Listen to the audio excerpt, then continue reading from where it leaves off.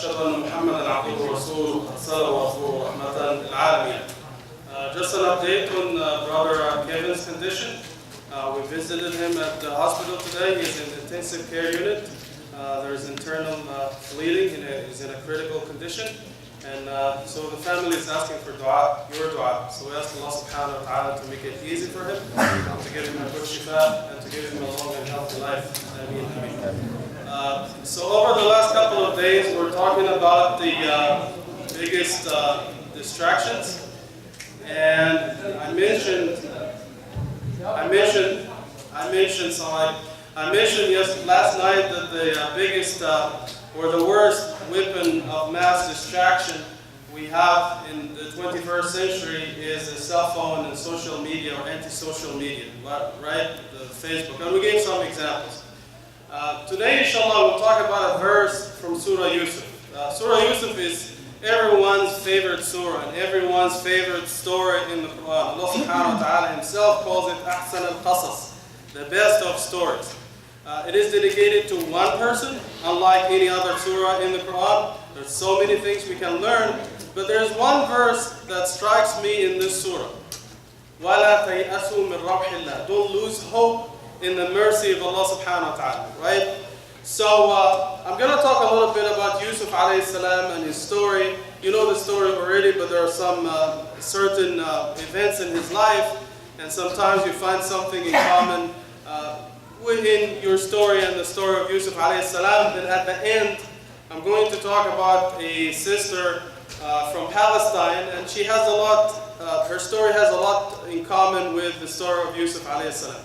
So as we know, Yusuf alayhi salam was a bright child. He lost his mother when he was young. Then he had the dream, you know about the dream, and his brothers were jealous. They threw him away, they tried to kill him, and they threw him in the well and so on and so forth, and he was sold into slavery. So his life and his childhood was very rough, right? So they say when he was taken away from his family, his father, and when he was thrown in the well, he was only 12 years old. Surah Yusuf is surah number 12 in the Quran. Maybe it has something to do with the age, Allahu A'lam. So he was taken away, he was ripped away from his family when he was very young. He was thrown away. His brothers conspired to kill him. He was sold into slavery. He was only 12 years old. But still later in the story, in jail he was talking about Tawheed. He was making da'wah to the people, although he was the only believer in Egypt at the time, right? So this means one thing to me, that his father did a very good job when Yusuf alayhi salam was very young. So by the age of 12, he already knew everything about Aqidah, about Islam, and he was able to make da'wah in a remote land. Now you heard about the story of the lady in Egypt, the wife of Al-Aziz. She was busting all the moves, but still, you know, he kept aloof and he protected himself. They put him in jail, although he was innocent. And this is what the ayah says. ثُمَّ بَدَى لَهُم مِّن بَعْدِ مَا رَأَوُا الْآيَاتِ لَا يَسْجُنُونَهُ حَتَّى. This gives you an idea about the Egyptian judicial system. He was innocent, but they put him in jail, right? Okay. So as I said in one of the khutbahs, it seems to me that every time a prophet went to Egypt, he got in trouble. Ibrahim alayhi salam got in trouble with his wife. Musa alayhi salam got in trouble.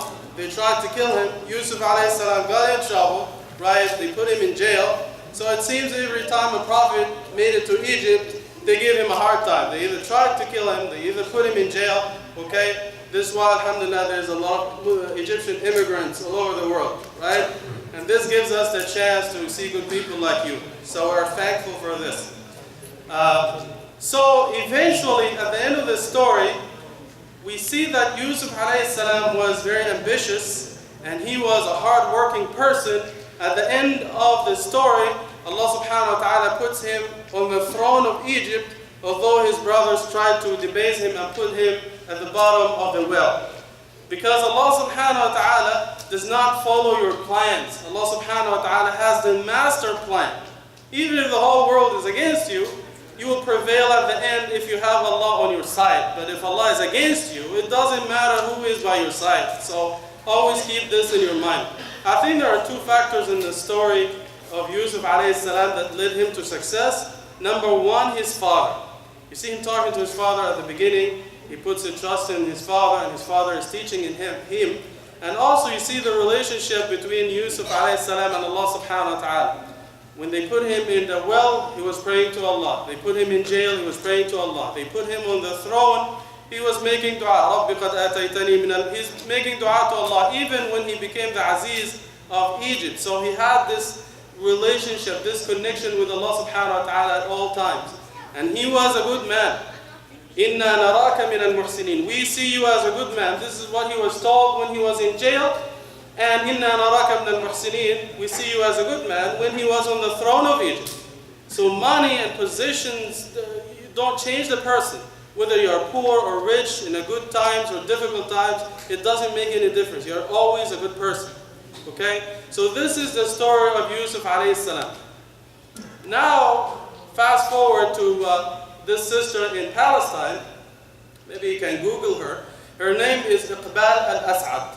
She's a Palestinian refugee in Lebanon. She spent a long time of her life at a refugee camp in Lebanon.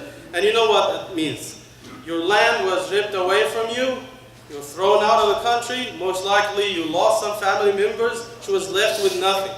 She was taken to Lebanon. She spent a long time at the refugee camp. She made it twice to the Guinness Book of Records. Number one, for being the youngest college student in the world at the age of 13, when she made it to the medical school. And now she is the youngest doctor in the world at the age of 19. Right? So although, despite of the difficult times, despite of all the challenges, she made it to the top. Right? I read one of her interviews on aljazeera.net, and she said, there are two things in my life that made me the person I am and how I'm successful now. Two things. Number one, my family, they believed in me and they supported me, just like Yaqub alayhi salam, and my relationship with Allah. I have a very good connection with Allah subhanahu wa ta'ala. I pray to Him all the time. I'm trying to be a good Muslim, and this is why Allah made me successful.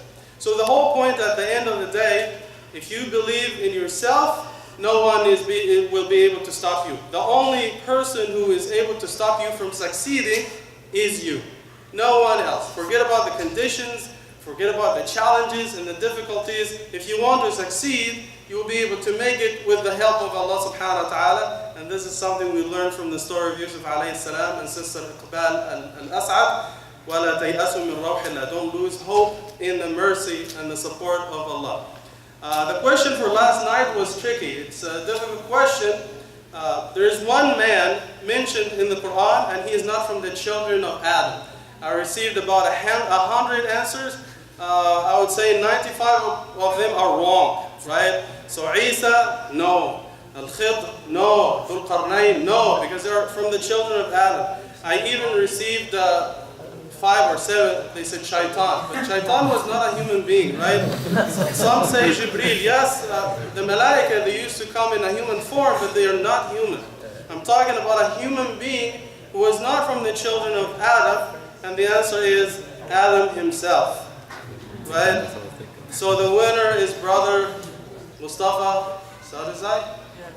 Barakallahu feek, takbir. Were you thinking? Yeah, I'm like, human is not children of Adam. It's a little. Good job. It's really, yeah. So tonight's question is easy. You don't have to pull your hair off or anything. You don't have to cheat or Google. It's easy. It's in the Quran. What is the first house of worship built on earth? أول بيت وضع للناس for worship. If you know the answer, email me before tomorrow at info@mustalkhatab.org. جزاك الله خير.